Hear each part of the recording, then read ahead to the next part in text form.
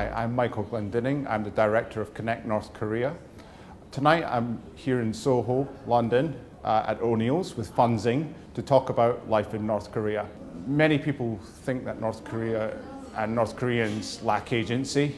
My talk tonight is going to focus on how North Koreans are change makers, in particular looking at how they smuggle information into the country and create room for new ideas to spread throughout.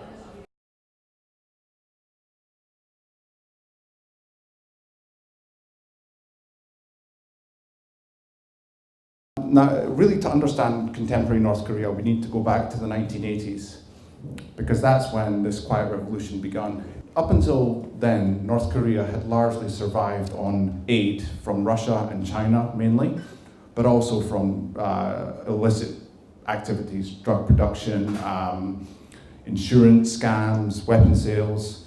But it started to change in the 1980s because basically there was a global recession, and North Korea had kind of taken advantage of various states to try and extract loans and aid, and people just stopped. Countries started to say no.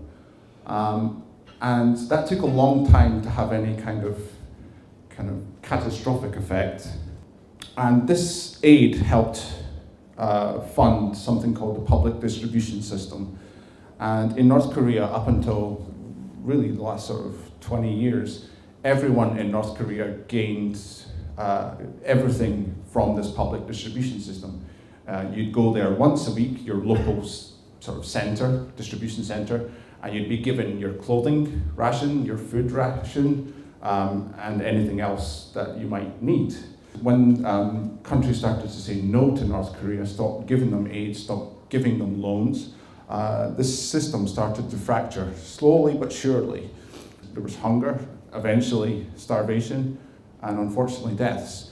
What that kind of caused was a change in how people lived their lives, because up until that point, trade was entirely illegal in North Korea. It still technically is, but up until that point, trade was entirely illegal. If you were caught, you'd be executed. And as people started to starve, Chinese traders, seeing this system slowly starting to disintegrate, started coming into North Korea.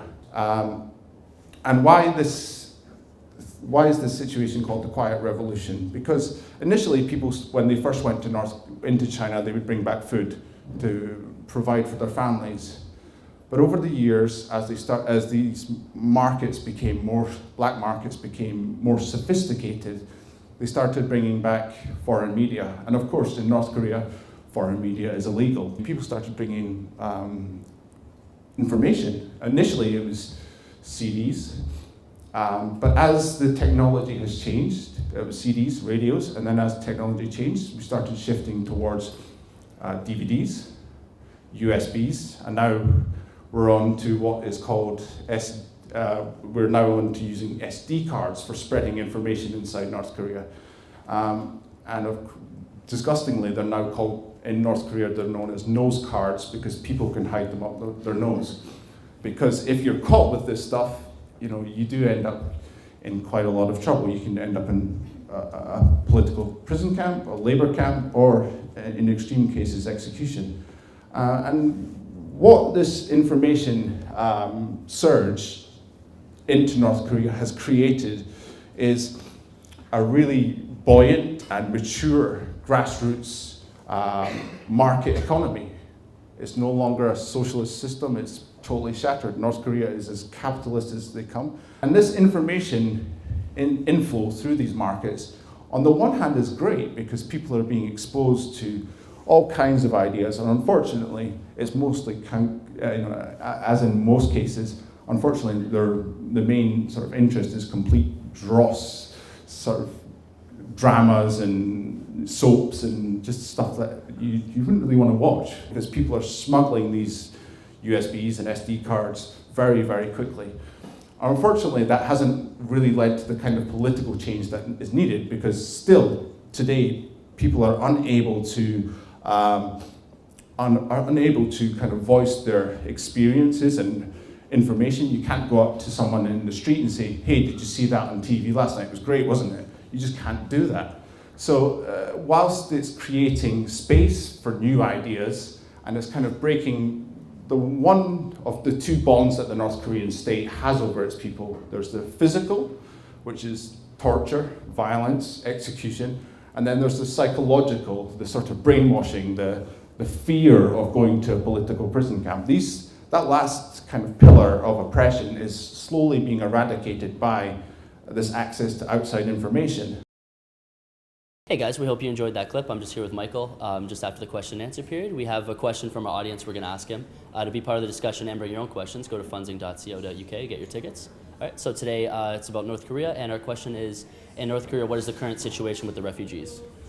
So North Koreans have been leaving the country for a number of years, but the current situation is quite difficult because there has been a large border clampdown. The economy is gradually improving in the country, which is kind of keeping people within the country because there's no reason to leave.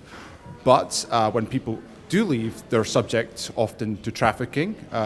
There are thousands of women being trafficked in North Korea, out of North Korea, and there's not really much being done to try and clamp down on it. In terms of what can be done about that, there isn't a huge amount that can be done without Chinese buy-in. Of course, the North Korean government has no interest in stopping trafficking. They've got a very clear agenda to try and stop people leaving, but that's a different matter in many ways. So I guess I'd like to see the Chinese government take a stand and start actually clamping down and hitting the traffickers, but I don't really see much hope of that happening. I think Funzing is a good platform for the fresh here to enjoy and experience different cultures, and I hope you enjoy here too. So I just attended this talk called Inside North Korea, organized by Funzing. It's my first talk actually, and it's really, really informative. It's really good to see the perspectives of the UK in a sense when dealing with topics in North Korea. The talk itself is fantastic, the venue is fantastic, and there's no air of inferiority in the sense after the talk you can just go up and talk to the speakers. So all in all, it was a really good experience, and yeah, the tickets are not that expensive, and you learn so much. So yeah, all in all, 10 out of 10 experience, would recommend.